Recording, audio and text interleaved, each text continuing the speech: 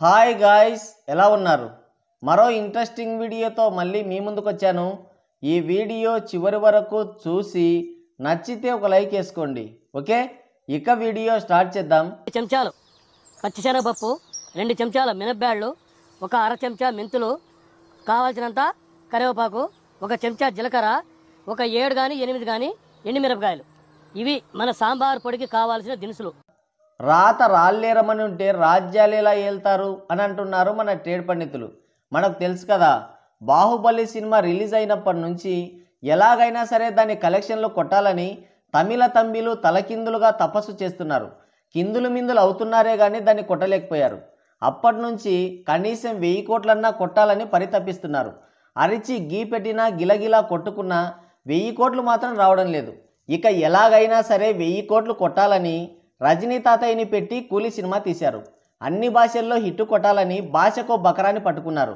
ఈ వయసులో రజనీ తాతయ్యని బాగా కష్టపెట్టారు. ఇక 1000 కోట్లు అవలీలగా వచ్చేస్తాయనుకున్నారు. మన వాళ్ళు కూడా రజనీ తాతదే లేపారు. అలా ఇలా కాదు, చాలా స్ట్రాంగ్గా లేపారు. సినిమా హిట్ అవుతుందేమో అని భయం వేసింది, కానీ అలా జరగలేదు.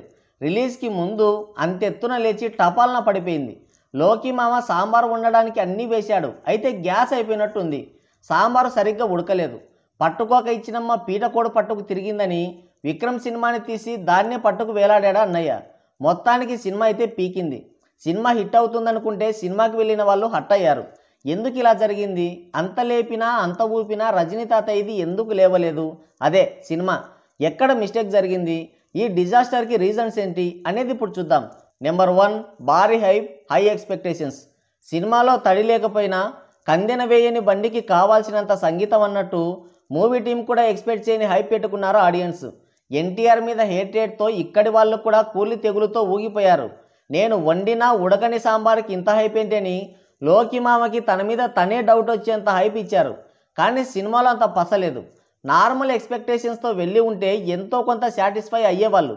కానీ దాన్ని లేపి వీళ్ళు లేపుకుంటూ వెళ్ళడంతో అసలుకే ఎసరొచ్చింది. నెంబర్ 2, ప్రమోషన్లు. జానేడు పిట్టకు మూరేడు తోకాని ఈ రొట్ట కంటెంట్కి పీక్ ప్రమోషన్లు చేశారు. సినిమా పైన లేని ఇంట్రెస్ట్ని క్రియేట్ చేశారు. వార్ 2 వర్సెస్ కూలీ అని పిఆర్ టీంతో బాగా ఎక్కించారు. వాస్తవానికి సినిమా పైన అంత హైప్ లేదు, కానీ కార్పొరేట్ బుకింగ్స్ అన్నీ చేయించి ఆహా ఓహో అని ఊదరగొట్టారు. దాంతో జనాలకి కూలీ సినిమా బాగా ఎక్కేసింది. ఎంతలా అంటే ట్రైలర్ తుస్సుమంది. ఆ ట్రైలర్కే నీరసం వచ్చింది. కానీ లోకి మామ లోపల ఏదో దాస్తున్నాడు, రిలీజ్ తర్వాత మొత్తం విప్పి చూపిస్తాడని ఇంకా హైప్ ఎక్కించుకున్నారు. రిలీజ్ తర్వాత బాగా చూపించాడు. Number 3, boring content and narration. సినిమాలో అసలు స్టోరీనే లేదు.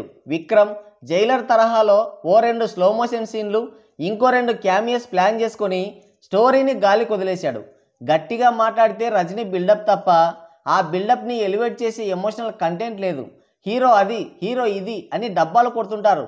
కాదు, రజనీ తాతయ్య తనకి తానే డబ్బాలు కొట్టుకుంటుంటాడు. కానీ ఆ ఫ్లాష్ బ్యాక్ చూసి నీరసం వచ్చింది. విక్రమ్ సినిమానే మళ్ళీ తిప్పి తీసినట్టుంది. ఆ సినిమాతోనే లోకి మామలో గ్యాస్ అయిపోయిందని లియో చూసి చెప్పేయచ్చు. ఆ నెరేషన్ కూడా స్లోగా, బోరింగ్గా, నీరసంగా ఉంటుంది. ఆ రొట్ట స్టోరీకి 3 గంటలు సాగదీశారు మళ్ళీ. నెంబర్ 4, నాగార్జున. ఈ సినిమా అట్టర్ ఫ్లాప్ అవ్వడానికి నాగయ్య గారు తన వంతు సాయం చేశాడు. ఆ విలన్ రోల్లో ఎవరిని పెట్టినా సరిపోయేది. 7 సార్లు కథ విని ఓకే చేశాడంట. 7 సార్లు వినేంత డెప్త్ ఏం కనిపించిందో మరి ఆయనకి. మొదటి నుంచి లాస్ట్ వరకు తాగుతూనే ఉంటాడు, అంతే. అదే విలనిజం. వెనక జుట్టు అలా ఇలా ఊపుతుంటాడు, అదొక వెరైటీ. దీనికోసం 7 సార్లు కథ విన్నాడంట. లోకి మామ సింగిల్ క్యారెక్టర్తో అటు నాగయ్య గారిని ఇటు మనల్ని ఎరిపువులను చేశాడు. ఇంకా కామెడీ ఏంటంటే నాగయ్య గారి కింద ఇంకో విలన్గా శోభనమన్నయ్య ఉంటాడు. నాగయ్య గారికే తెలియకుండా అనేక దందాలు చేస్తుంటాడు, పైగా పోలీస్ ఇన్ఫార్మర్. కానీ పెద్ద డాన్ అయిన మన నాగయ్య గారికి అవేమీ తెలీదు. నాగయ్య గారు మళ్ళీ ఇక క్లైమాక్స్లో అయితే నాగయ్య గారిని కింద మీద వేసి కుళ్ళబొడుస్తాడు రజనీ తాతయ్య. ఆ కొట్టడం కూడా మామూలు కాదు, ఎగరేసి తంతాడు. నన్ను అడిగితే నాగయ్య గారిని కొట్టాల్సిన పనే లేదు. ఏం విలనిజం చేశాడని కొట్టాలి కామెడీ కాకుంటే? పాపం అక్కినేని ఫ్యాన్స్ ఇదంతా ఎలా జీర్ణించుకున్నారో పాపం. నెంబర్ 5, తేలిపోయిన క్యామియోలు.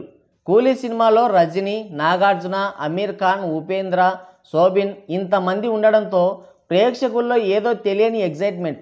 చాలా ఊహించుకున్నారు, కానీ ఒక్కరికి కూడా సరైన క్యారెక్టర్ పడలేదు. వాళ్ళు ఎందుకున్నారో ఆడియన్స్కే కాదు పాపం వాళ్ళకు కూడా తెలియదు. అదే మ్యాజిక్. వీళ్ళందరిలో శోభిన్కే మంచి స్కోప్ దొరికింది. ఓ రకంగా కొంతలో కొంత సినిమాని నిలబెట్టింది కూడా తనే. అతని పట్టుదల ముందు బట్టతల కూడా ఓడిపోయింది. అతని రేంజ్ని పెంచే క్యారెక్టర్ అది. ఉపేంద్రని చూసి జాలేసింది. ఓ బాడీ గార్డ్ లాగా వాడుకున్నారు. ఇక అమీర్ ఖాన్ అయితే ఇంకా కామెడీ. ఆ సెటప్కి ఆ గెటప్కి కమెడియన్లా కనిపించాడు. స్టోరీ వినకుంటే ఇలాంటి తిప్పలే వస్తాయి. మరి ఇలా చెప్పుకుంటూ పోతే చాలా బొక్కలు కనపడతాయి. కానీ సినిమానే బొక్కలా ఉంది. ఇక బొక్కలేం వెతుకుతాం? కూలీ కాలిపోవడానికి ఇవే మెయిన్ రీజన్స్. మరి కూలీ సినిమా అట్టర్ ఫ్లాప్ అవడానికి మీరేం కారణం అనుకుంటున్నారో కింద కామెంట్ చేయండి. సో గైస్, ఇది వీడియో. మరోసారి మరో ఇంట్రెస్టింగ్ వీడియోతో మళ్ళీ కలుద్దాం. Thank you. Take care. Bye bye.